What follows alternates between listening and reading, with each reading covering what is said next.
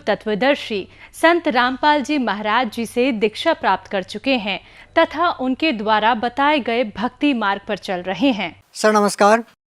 हाँ बोलिए सर। क्या नाम है जी आपका?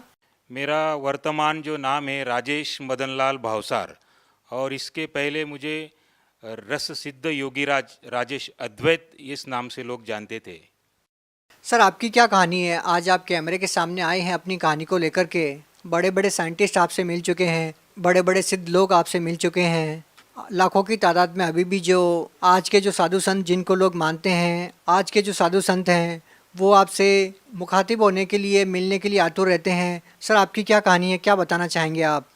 मैं लोगों को ये बताना चाहता हूँ, मेरे पास जो कई प्रकार की सिद्धियाँ थी, इससे पहले मैंने एक किताब लिखी है, देह सिद्धि, स्वर्ण सिद्धि और रस सिद्धि नाम की किताब लिखी है मैंने।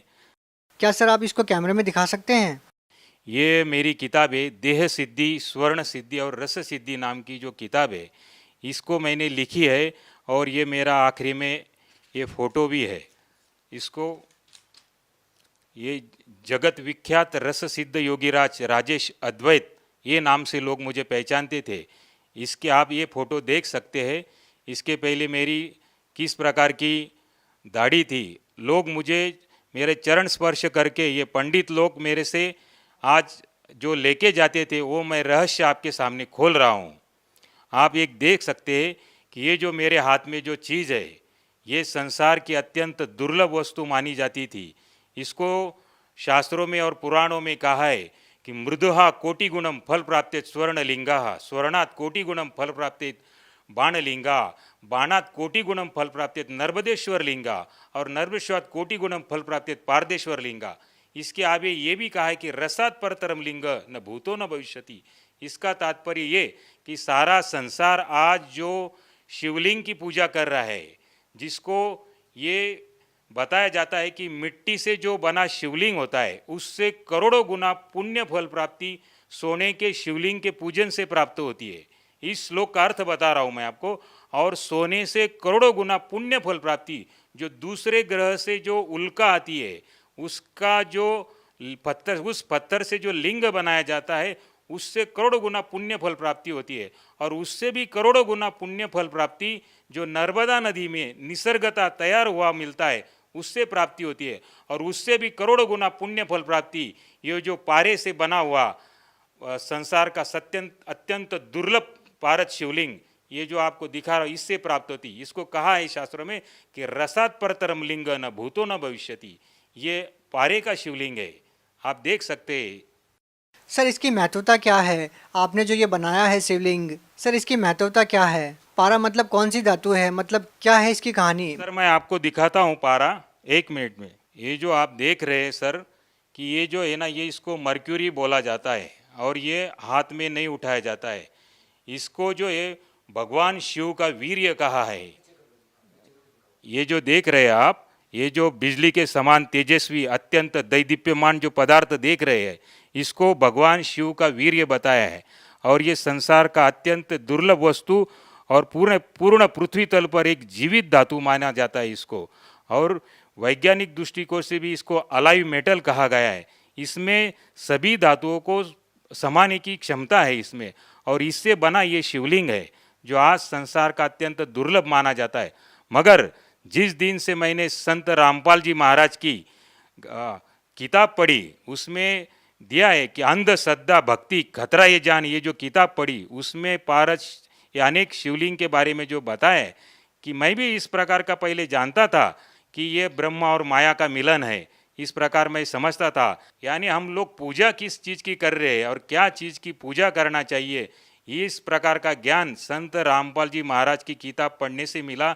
और मैं इसके माध्यम से अमर बनने की ख्वाहिश लेके बैठा था कि मैं अमर बन जाऊं, क्योंकि ये विज्ञान में आगे चल के इस प्रकार का भी समावेश किया गया है कि इससे व्यक्ति अमर बनता है। मगर ये बात तब मुझे गलत लगी कि मुझे ही डायबिटीज़ हो गया और मैं मलाई, घी, चावल ये खाने में असमर्थ था। तब मुझे आहत निकली मेरे अंदर से कि हे परमात्मा, तुम जहाँ भी कहीं बैठे हो तो मेरे अंदर की आवाज़ सुनो आप। सर ये जो पदार्थ आपके पास है, सर इस पदार्थ से तो कोई भी शिवलिंग बना सकता है, इसमें बड़ी बात क्या है? नहीं सर, ये इसको जो है ना, ये आम व्यक्ति नहीं बना सकता। इस प्रकार का और भी एक मैं शिवलिंग बनाया करता था, जिसको भूखा पारसमणि कहा जाता है। नहीं, जो आपके पास ये जो पदार्थ है, ये जो लिक्विड पदार्थ है, इसको गर्म करके या ठंडा करके या किसी क्रिया के द्वारा इसको ठोस नहीं बनाया जा सकता? नहीं सर, ये जो है इसको 662 डिग्री पर आप हीट देंगे तो ये इवापोरेट हो जाता है, कपूर के जैसा उड़ जाता है। इसको गर्म करने से भी आप बांध नहीं सकते। संसार की ऐसी कोई चीज़ नहीं है। रावण के संहिता में बताया गया है कि ये तंत्र की आखिरी क्रिया मानी जाती है। भारत को जड़ी बूटियों के माध्यम से और तंत्र के माध्यम से बांध देना और इसको ये सुवर्ण खाने में सक्षम है ऐसे बना देना। सर आपने कहा कि ये स्वर्ण खाने में सक्षम है, सर इस बात का क्या मतलब निकाले? ये जो इस प्रकार का जो लिंग बनता है, तो इसको आप स्वर्ण अगर ये इसको टच करते हैं तो ये स्वर्ण अपने आप में खा जाता है। इस प्रकार का भी एक शिवलिंग बनता है। और ये जो शिवलिंग है, इसको आप अगर स्वर्ण स्पर्श करेंगे तो ये अपने आप में वाइट बना देता है। कौन विश्वास करेगा सर इस बात पे? आप देख सकते हैं, लाइए आप कोई चीज़ है तो। सर इससे पहले हम आपसे ये जानना चाहेंगे, ये जो सोना आपके हाथ में है ये वाइट हो जाएगा, मतलब ये सोना नहीं रहेगा? हाँ जी, हाँ। इसके घिसने से सोना नहीं रहेगा ये? नहीं, इसके अंदर जो गुण है, ये गुण इस अपने गुण ये दूसरे में उतार देता है और इसको भी वाइट कर देता है सोने को। आप देख सकते हैं कि मैं इसको स्पर्श करा रहा हूँ और आप देख सकते हैं इसको कि ये देखो, ये देखिए आपके सामने मैं बता रहा हूँ। आप दूसरा कोई भी पेंट इसको लगा सकते हैं, ये सोने को नहीं पकड़ता है, क्योंकि सोना जो चीज़ है वो अपने आप में अलग होता है। इसका मतलब तो ये हुआ कि जैसे पारस पत्थर होता है जो लोहे को सोना बना देता है, तो इसने सोने को लोहा बना दिया एक किस्म से? नहीं, ये नहीं कह सकते हम, मगर कि जो दूसरा आता है इसमें से, जो ये सोने को खाता है, भूखा पारसमणि, बुभुक्षित पारस कहते हैं इसको, तो ये सुवर्ण खा जाता है। और ये इसकी जो क्षमता है वो कितना पचा जाएगा अपने में सोना, इसका कोई अंदाज़ा नहीं रहता है। आपका कहने का मतलब है कि आप में इतनी सारी सिद्धियां हैं या आप इतनी विद्याओं को जानते हैं कि आप वो भी चीज़ बना सकते हैं जो लोहे को सोना बना सकती है या फिर सोने को खा सकती है, वो आपने बना ही दिया? हाँ जी, मैं कुंभ मेले में भी जो है मेरे पास गाड़ी भर भर के ये जो नागा साधु वगैरह सब लोग आते थे, और मैं ये पारे के माध्यम से चांदी बनाने का प्रोग्राम दिखाया करता था कि ये सारी चीज़ रखी हुई है और इनसे आप ये चीज़ इसमें डालेंगे तो इस प्रकार का सोना चांदी ये मैं बना के खुद लाभ देता था लोगों को। मगर जिस दिन मुझे ये समझ में आ गई कि ये जो ज्ञान जो है ये अधूरा है, संत रामपाल जी महाराज जी का मैंने सत्संग देखा टीवी पे, और उसमें वो बता रहे थे, उंगली घुमा के ऐसे बता रहे थे कि ये ब्रह्मा विष्णु महेश भी नाशवान है और इनकी भी जन्म मृत्यु होती है। तो मुझे मेरी पैर के नीचे की ज़मीन खिसक गई कि ये जिसको मैं अमरता का अपने खुद अमर होने के लिए मैं इनकी पूजा लेके बैठा था और इनसे मिलने वाले लाभ को तो क्षणिक लाभ बोला है। तो ये शब्द मैं सुनकर बहुत ही परेशान हो गया मैं कि ये बात कुछ बिगड़ रही है, ये मेरे समझ में आ गया। और तब मैंने वो ध्यान से सब सत्संग सुना और सत्संग में उन्होंने बताया कि भगवती पुराण पाठ नंबर 123 पे उन्होंने बताया कि ये ब्रह्मा विष्णु महेश इनकी भी जन्म मृत्यु होती है। सर आपने अपने आप को विश्वविख्यात बताया, तो हम आपसे जानना चाहेंगे तो आप कहाँ से विश्वविख्यात हो गए? ऐसे कौन से लोग आपको मिले जिस आधार पे आप ये कह रहे हैं कि मैं विश्वविख्यात था? किन किन लोगों से मुलाकात हुई आपकी इस दौरान जब से आपने ये विद्याएं सीखी है, इतने बड़े बड़े कारनामे आपने करने सीखे हैं? सर 1996 में वर्ल्ड पीस कॉन्फ्रेंस हुआ था, उसमें मैंने कई साइंटिस्टों के साथ डिस्कशन किया और उसमें अमेरिका के डॉक्टर ईसीजी सुदर्शन, जिन्होंने कई आइंस्टाइन की सिद्धि फ्लॉप कर दी है। सर बोलने को तो कुछ भी बोल सकते हैं, इस बात का प्रमाण है आपके पास? जी हाँ, मेरे पास फोटोग्राफ्स है, आप देख सकते हैं। ये देखिए, ये वर्ल्ड पीस कॉन्फ्रेंस 96, इसमें ये कौन है सर ये डॉक्टर ईसीजी सुदर्शन, जिन्होंने कई आइंस्टाइन की थ्योरी फ्लॉप कर दी है और इनको भी मैंने डिस्कशन बताया था और ये भी शुरू में नहीं मान रहे थे कि इस प्रकार का कोई होता है चीज़। तो जब इनको प्रमाणों के साथ मैंने ये सब चीज़ें बताई तो उन्होंने भी ये लोहा मान लिया कि सचमुच ये जो आप बता रहे ये सही ज्ञान है। इसके अलावा किन लोगों से आपकी मुलाकात हुई जिसके आधार पर हम ये मान सकें कि वास्तव में आप एक ऐसे महत्वपूर्ण व्यक्ति हैं जिस व्यक्ति पर विश्व के विख्यात लोगों ने भरोसा किया या आपसे मुलाकात करने के लिए वो लोग आतुर रहे, कि आपने एक ऐसी बड़ी खोज की है या फिर जड़ी बूटियों के माध्यम से आपने एक ऐसा यंत्र बनाया है जिसको लोग सपने में भी नहीं सोच सकते कि ऐसा हो सकता है। सर, जैसे आप देख रही है हाई कमिश्नर ऑफ टांजानिया, इस प्रकार के कई जो दलाई लामा वगैरह इन सब लोग, दलाई लामा से भी आपकी मुलाकात हुई है? हाँ जी, वर्ल्ड कॉन्फ्रेंस में आए थे, उन लोगों से भी डिस्कशन हुआ मेरा। और जो ये किताब में बता रहा था उनको कि इस जो ज्ञान के ऊपर चर्चा कर रहा था, जैसे वो लोग नाथ संप्रदाय को सिद्ध मानते थे और उसमें क्या लिखी बात है वो उनको समझ में नहीं आती थी। उनको मैंने कहा कि मेरे पास ऐसा ऐसा ज्ञान मैं हिमालय में रह के सीख के आया हूँ, मैं 8 साल मैंने हिमालय में रहा हूँ और कई प्रकार का ज्ञान हस्तगत किया है, मगर उनको ये भरोसा नहीं होता था कि हमने पहले ही ज्ञानेश्वरी पढ़ रखी है, पीएचडी कर रखी है, आप क्या नया बताएंगे। तो मैंने उनको एक श्लोक बोला, तोरस मोरस गंधक पारा, जिन वीचे दीजे नाम सहारा, नाग मार नागिन को दे, गोरख कहे खप्पर भरी कंचन ले। इस दोहे का आप ट्रांसलेट करके बताइए तो मैं आपको मान लूँगा कि आपने पीएचडी की है। तो उनको वो बता नहीं सके, क्योंकि ये जो पूरी रासायनिक क्रिया है और केमिकली क्रिया है कि इसके माध्यम से, पारे के माध्यम से सोना बनाया जा सकता है। शॉर्टकट में इसके सारे रहस्यों को जब मैंने खोला तब उनकी बात समझ में आई, क्योंकि आखिरी में स्पष्ट रूप से कहा है कि गोरख कहे खप्पर भरी कंचन लीजिए। कंचन में स्वर्ण, जो मटके का आधा भाग होता है उसको खप्पर बोलते हैं। इस प्रकार का खप्पर भर के आप कंचन स्वर्ण बना सकते हैं, इस प्रकार की विधि उसमें छिपी थी। मगर इतना होने के बावजूद, ये सब होने के बावजूद भी मैं आपको बता रहा हूँ, समाज को बता रहा हूँ कि इस प्रकार के जो हम लोग शिवलिंग के ऊपर आश्रित हो गए, तो ये अपने आप में ये यूजलेस और इसका कोई मूल्य नहीं है अपने जीवन में, ये आप समझ लीजिए। क्योंकि इससे क्षणिक लाभ प्राप्त होता है, लाभ तो होता है मगर क्षणिक लाभ प्राप्त होता है। और इसकी इतना, जितने ये स्वामी है उतने मनुष्य की एक श्वास की कीमत संत रामपाल जी महाराज ने बताई है कि मानुष जन्म दुर्लभ है, ये मिले न बारंबार, जैसे तरुवर से पत्ता टूट गिरे बहुर न लगता डार। जब ये अपनी कीमत मुझे समझ में आ गई तो मैंने इस यूजलेस इन सब चीज़ों को मैंने छोड़ दिया। आज भी मेरे से लोग संपर्क करते हैं और जब मैं इनके बारे में चर्चा करता हूं तो लोगों की इच्छा होती है सीखने के लिए। सर, जिस चीज़ को आप ये कह रहे हैं कि ये इतना मूल्यवान वस्तु नहीं है जितना संत रामपाल जी महाराज जी ने मूल्यवान वस्तु आपको दी है, लेकिन एक समय था जब शिक्षा मंत्री आपके साथ खड़े होकर के फ़ोटो खिंचवा रहे हैं और आपको विश्वविख्यात मानते हुए आपकी जो साधना है, जो आपने सिद्धियों के द्वारा या जो आपने योग क्रियाओं के माध्यम से जो ये वस्तु आपने बनाई है, उसका महत्व समझते हुए वो शिक्षा मंत्री आपके साथ फ़ोटो खिंचवा रहे हैं, तो कहीं ना कहीं हम ये तो नहीं कह सकते कि ये अंधविश्वास है। जरूर आपने ऐसे किसी चीज़ की खोज की है जो अपने आप में एक महत्वपूर्ण है, लेकिन आज आप ये कह रहे हैं कि इससे भी महत्वपूर्ण चीज़ वो है जो संत रामपाल जी महाराज जी ने आपको दी है। तो क्या आप दर्शकों को ये भी दिखाना चाहेंगे कि शिक्षा मंत्री जी आपके साथ फ़ोटो खिंचवा रहे हैं और उस मुलाकात के क्या मायने निकलते हैं? सर, ये कौन है? ये जी सर अमरीश पटेल जी है, ये शिक्षा मंत्री है और इस प्रकार का जो ज्ञान समेटे हुए मेरे पास कई लोग जो आते थे।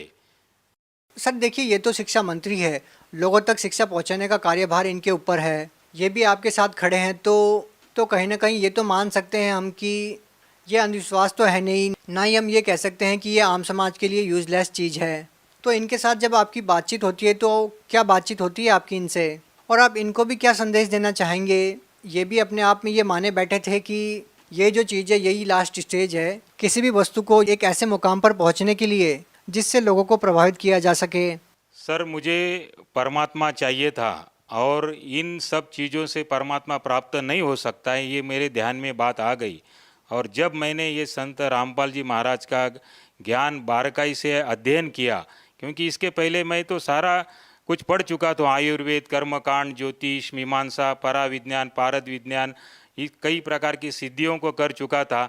ये सब करने के बावजूद मुझे ये तो ज्ञान हो गया था कि संत कौन है, क्योंकि बाकी सारी संत तो जो धन के लालची होते हैं और मैं इस प्रकार की सिद्धियां उनके सामने दिखाता था तो वो कुछ भी देने के लिए और समर्पित करने के लिए तैयार हो जाते थे। इवन ब्राह्मण लोग भी मेरे पैर छू के वो मेरे से शिवलिंग 1100 रुपये का शिवलिंग आगे 11,000 में बेचते थे। तो इस प्रकार का वो सब लोग करते थे। और ये ज्ञान मुझे प्राप्त होने पर संत रामपाल जी महाराज का जो अद्भुत ज्ञान है, अलौकिक ज्ञान है, इसके आगे कोई नहीं। क्योंकि शास्त्रों में एक वाक्य लिखा है कि गुरु बिन वेद पढ़े जो प्राणी, समझे ना सार रहे अज्ञानी। अगर ये लाइन किसी पे सूट होती है तो केवल वो संत रामपाल जी महाराज है, और इनसे बड़ा कोई गुरु नहीं है। क्योंकि मैंने सत्संगों में इनकी जो टीवी के ऊपर जो बात देखी, इनमें जो दमखम है वो किसी गुरु में नहीं है। सर, हम आपसे ये प्रश्न भी नहीं पूछ सकते कि संत रामपाल जी महाराज जी से नाम दीक्षा लेने के बाद आपको लाभ क्या मिले, क्योंकि जिन लाभों को लेकर के हम धर्मगुरुओं के पास जाते हैं, कहने का मतलब है कि धन प्राप्ति के लिए तो आप लोहे को सोना बना सकते हैं, सोने को लोहा बना सकते हैं, यहाँ तक कि आप सोने को भस्म कर सकते हैं। इतनी सारी चीज़ें आपके पास है, इतनी सारी विद्याओं को आप जानते हैं, तो हम ये तो नहीं कह सकते कि किसी लोभ में या धन प्राप्ति के लिए आप संत रामपाल जी महाराज जी से जुड़े हैं। तो सर, आप संत रामपाल जी महाराज जी से जुड़े क्यों हैं? क्योंकि धन की कोई कमी आपके पास नहीं, क्योंकि आपके पास विद्या एक ऐसी है कि लाखों की तादाद में आज भी धर्मगुरु आपसे मिलने के लिए आतुर हैं कि आप उनको ये सिद्धि सिखा दें, वो भी इस सिद्धि के द्वारा धन प्राप्ति कर सकें। तो सर, फिर आप क्या कहना चाहेंगे, संत रामपाल जी महाराज जी से जुड़ने के पीछे का क्या कारण है? संत रामपाल जी महाराज का जब मैंने बारकाई से अध्ययन किया तो ये पूरे शास्त्रों के अनुसार सब चीज़ बताते हैं, जो हमें पहले समझ में नहीं आती थी।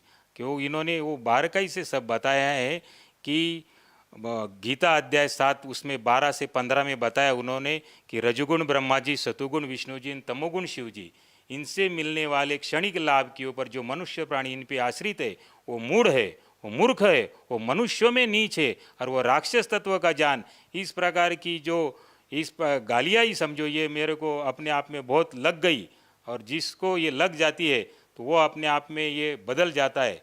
तो ये सचमुच मैंने ये सब देखा और मुझे सच में दिखाई दिया कि हम भी पूजन किसका करते हैं, एक योनि और लिंग का, ये कोई बात है? तो ये यूजलेस और बकवास मानी जाती है ये। सर, हम वर्तमान की स्थितियों को देखते हैं तो लाखों की तादाद में लोग कावड़ को लेकर आते हैं और करोड़ों की तादाद में शिव भक्ति की जाती है, भारत देश में ही नहीं पूरे वर्ल्ड में। और वो लोग जब कावड़ लेकर आते हैं, गंगा जल लेकर आते हैं और शिवलिंग पर चढ़ाते हैं, लेकिन आप ये कह रहे हैं कि एक ऐसी पवित्र वस्तु से आपने शिव के वीर्य से एक ऐसी वस्तु का निर्माण किया जिसको आपने बताया कि रावण क्रिया योग में उसको सबसे श्रेष्ठ माना गया है, और आप उसको भी ये कह रहे हैं कि ये यूजलेस है। तो आप उन शिव भक्तों को क्या संदेश देना चाहेंगे इसके बारे में? मैं शिव भक्तों को ये बता रहा हूँ कि इसमें ये भी कहा है, लिंग सहस्रस्य यत् फलम सम्यक अर्जनात् तत्फलम कोटि गुणितम रसलिंगार्चनात् भवेत् ब्रह्म हत्या सहस्राणी च गो हत्या शतानी च तत्क्षण द्विलयांति रसलिंगस्य समर्पित। मतलब इससे महान शिवलिंग पूरे संसार में नहीं कोना। आगे तो ये बताया इसका पुण्य लाभ होता है, इससे श्रेष्ठ माना जाता है। और ये शिवलिंग प्राप्त करके, ये विद्या मैं प्राप्त करके भी मैं आप लोगों को बता रहा हूँ कि ये जो ज्ञान है इससे ज़्यादा मनुष्य की एक श्वास की कीमत है। कि कहता हूँ कहीं जात हूँ, कहूँ बजा कर ढोल, श्वास जो खाली जात है ये 3 लोक का मोल। और ये ब्रह्मा विष्णु महेश भी ये 3 लोक के अधिपति है, स्वर्ग पृथ्वी और पाताल के अधिपति है। आप समझो आप किस चीज़ की पूजन कर रहे। हे मानव जगत, आप जागो कि ये संत रामपाल जी महाराज जो दिखने में सामान्य से दिखते, ये कोई साधारण व्यक्तित्व नहीं है, ये आए हुए परमात्मा ही है। आप इनको परखो, इनके ज्ञान को समझो। और ऐसी किसी में हिम्मत नहीं है कि जो कहते त्रिदेव की भक्ति उनकी कभी ना होए मुक्ति, ये बताने वाले संत रामपाल जी महाराज ही है। सर, एक समय था जब आप घर से निकले तो आपकी इच्छा ये थी कि किसी भी तरह से अमर हुआ जाए, कि एक ऐसी विद्या प्राप्त की जाए, एक ऐसी भक्ति प्राप्त की जाए जिससे मैं अमर हो जाऊं, कभी भी ना मरूं। लेकिन आपके साथ समस्या ये आ जाती है कि आपको डायबिटीज़ हो जाती है और आपको बहुत सारे परहेज़ करने पड़ते हैं, कि आपको वो खाना भी नहीं खाया जाता जो आप खाना चाहते हैं। तो हम आपसे ये जानना चाहेंगे कि एक ऐसे इतने बड़े सिद्ध पुरुष की वो अपनी बीमारी अपनी क्रियाओं से तो ठीक नहीं कर पा रहा था, क्या संत रामपाल जी महाराज जी की शरण में जाने के बाद वो समस्या आपकी ठीक हुई? हाँ जी, जैसे ही मैंने संत रामपाल जी महाराज जी से दीक्षा ली तो मुझे अपने आप में समझ में आया कि मेरे शरीर में कोई परिवर्तन हो रहा है। और इस प्रकार का परिवर्तन हुआ तो धीरे धीरे ये सब चीज़, मैं पहले मलाई खाता नहीं था और चावल नहीं खाता था और दूध भी पीने से मुझे डर लगता था। तो ये जैसे ही मैंने दीक्षा ली तो मेरे अंदर एक प्रचंड परिवर्तन होते गया और आज मैं सभी तरह की चीज़ें खा सकता हूँ, पी सकता हूँ और यही मेरे लिए बहुत ही आनंद की बात है कि मेरा स्वास्थ्य लाभ हो गया, मैं सुदृढ़ हूँ और किसी प्रकार की आज बीमारी नहीं है मुझे, क्योंकि तन का सुख ये सबसे बड़ा सुख है। तो ये चीज़ का भी ज्ञान संत रामपाल जी महाराज ने ही बताया है। तन दर सुखिया कोई न देखा, जो देखा सो दुखिया हो। तो ये बात सत्य लागू पड़ती है कि समाज को ये ज्ञान न होने के वजह से वो इन चीज़ों के पीछे दौड़ रहा है। सर देखिए, हिंदुस्तानी नहीं दुनिया की आधी आबादी चमत्कार के ऊपर आश्रित रहती है और चमत्कार दिखाने वाले पुरुष को वो भगवान मानने लग जाती है। जो आप सहज में ही लाखों लोगों का प्रतिनिधित्व कर सकते थे, आप लाखों लोगों को भ्रमित कर सकते थे यदि आप चाहते तो। जैसे कि हम उदाहरण ले तो लाखों की तादाद में अभी भी छोटे छोटे जो धर्मगुरु हैं वो लाखों लोगों को भ्रमित किए हुए हैं। ऐसे ही हम एक उदाहरण देखते हैं तो एक साईं बाबा नाम से महाराष्ट्र में एक संत हुए हैं जो करोड़ों लोगों को अपना शिष्य मानते हैं और करोड़ों लोग अपना उनको एक इष्ट देव के रूप में देखा है और सचिन तेंदुलकर, लता मंगेशकर जैसे लोग उनके शिष्य रहे हैं। ऐसे ही चमत्कारिक विधियों के द्वारा उन्होंने लाखों लोगों का प्रतिनिधित्व किया है। तो सर हम आपसे जानना चाहते हैं कि आप उन लोगों के लिए एक माकूल जवाब है जो उन बाबाओं को अपना इष्ट देव मानते हैं और उन बाबाओं के ऊपर आश्रित हो जाते हैं। आप उन लोगों को क्या कहना चाहेंगे जो केवल चमत्कार को ही नमस्कार करते हैं? जो कि आपने चमत्कार को नमस्कार नहीं, आपने भक्ति को तवज्जो दी है और आपने संत रामपाल जी महाराज जी को अपना गुरु बनाया है।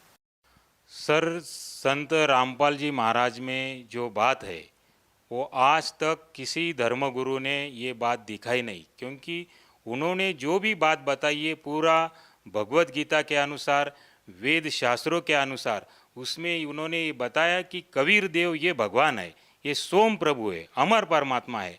और जब ये बात भी मुझे लग गई, क्योंकि ब्रह्मा विष्णु महेश तो नाशवान है और ये अमर परमात्मा तो ये है, तो जब से मैंने ये बात सुनी, क्योंकि मेरे अंदर वो जिज्ञासा ही थी कि अमर बनने की जिज्ञासा, तो ये जिज्ञासा से लेकर मैं उन बातों की खोज करता गया और जो संत रामपाल जी महाराज ने जो बातें बताई है तो वो 100%, 1001% सत्य बात है और इससे बड़ी कोई बात नहीं दिखती मुझे।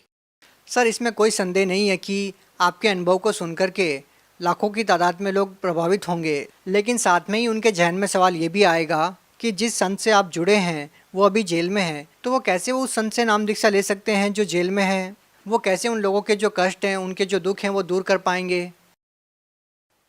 इसमें संत रामपाल जी महाराज ने पूरे वर्ल्ड में हर डिस्ट्रिक्ट में उनके सेंटर है, जो नीचे जो पीली पट्टी आती है। सर सेंटर है वो ठीक है, लेकिन लोगों को ये विश्वास ही नहीं हो पाएगा कि जो संत खुद जेल में है वो दूसरे लोगों को राहत कैसे दे पाएंगे? ऐसा होता है कि जो संत होते हैं उनमें सिद्धि होती है और वो सिद्धि वाचा सिद्धि होती है। केवल स्पर्श मात्र से भी या शब्द मात्र से भी वो किसी प्रकार का भी कोई भी चीज़ का निर्माण कर सकते हैं। तो सर लोगों के जहन में सवाल ये भी तो आएगा कि वो बाहर क्यों नहीं आ जाते?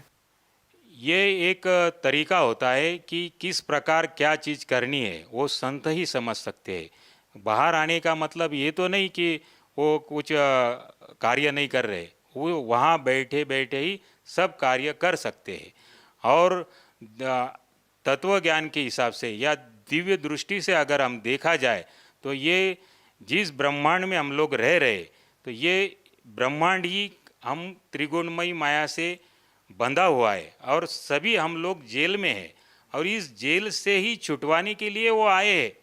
तो जो एक दृष्टि से अगर देखा जाएगा कि इनको जेल में रहते हुए भी जो आस्था इन पे बना लेगा और समझ लेगा, तो वो बूमरैंग करके वो चीज़ आती है तुम्हारे ऊपर और उस बूमरैंग के हिसाब से यहाँ से छूटने के लिए तुम्हें भी मदद मिलती है।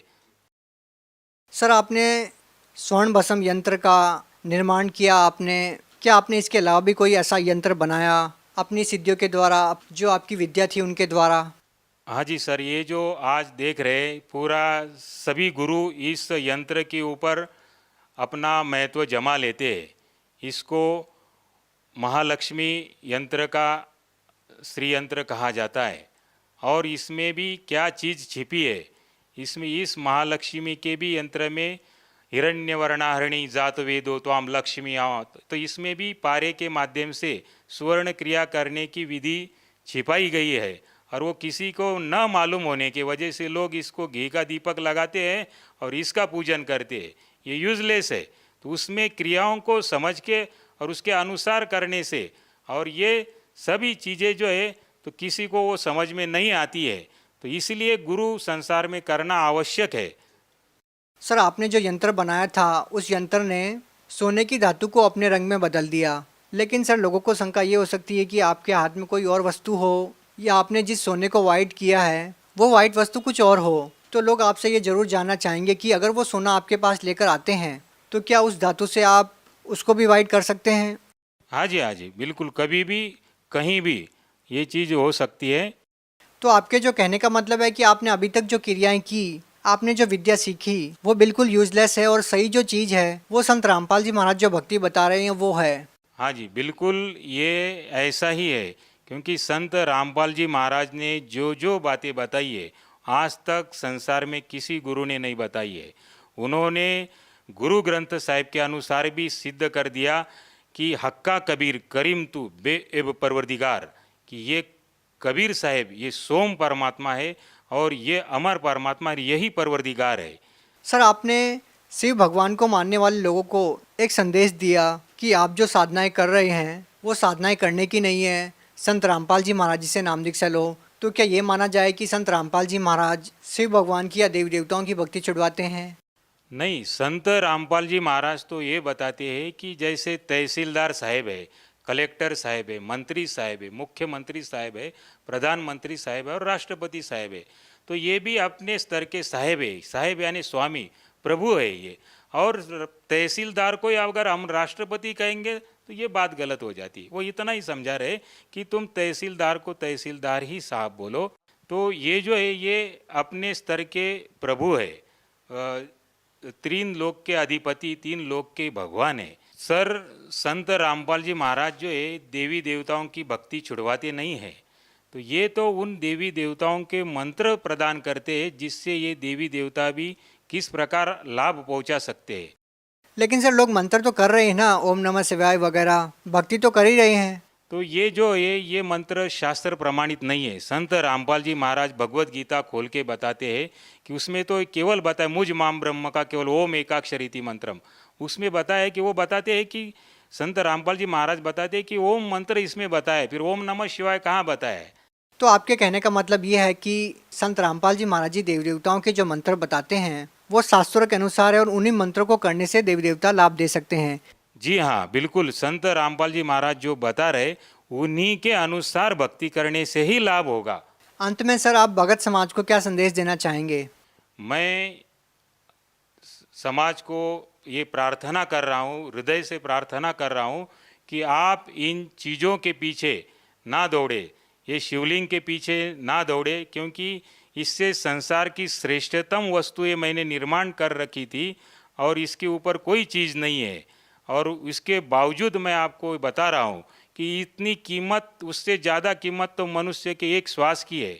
और ये फिजूल में इन चीज़ों के पीछे दौड़ने से अपना अमर शरीर प्राप्त करने के लिए, मोक्ष प्राप्त करने के लिए अगर कोई चीज़ करना चाहते हैं तो केवल संत रामपाल जी महाराज जिनका आप सत्संग देखो, रोज़ साधना टीवी पे 7:30 बजे आता है, आप ये सत्संग को रोज़ देखो और नीचे जो पीली पट्टी आती है उसके ऊपर नंबर डायल करके आप वहाँ पे संदेशा भेजो। आपको कोई किताब चाहिए या नामदान लेना है तो सभी चीज़ें का डायरेक्शन आपको वहाँ से प्राप्त हो जाएगा। जी धन्यवाद।